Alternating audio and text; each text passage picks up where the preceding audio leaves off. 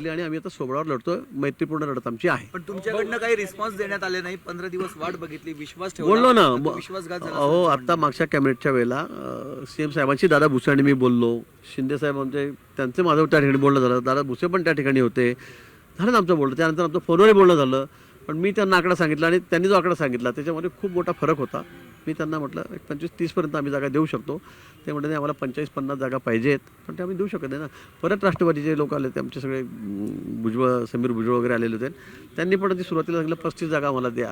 आता मला सांगा तुम्ही 50-85 गेल्या तर आम्ही 35 जागा लढायच्या का? आता आमचा सगळ्यात मोठा पक्ष आहे.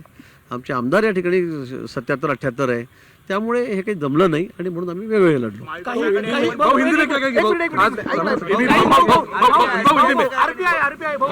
आरपीआयला आपण काही जागा सोडल्या आहेत नाशिकमध्ये. सोडलं ना.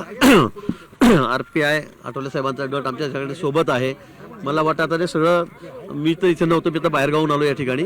त्यामुळे मला असं वाटतं की आता सगळं झाल्यावरच या ठिकाणी जेव्हा लिस्ट येईल की कुणाला हेवी फॉर्म गेले कुणाला नाही, त्यांनी कुणाला दिले काय नाही, मला वाटतं सगळं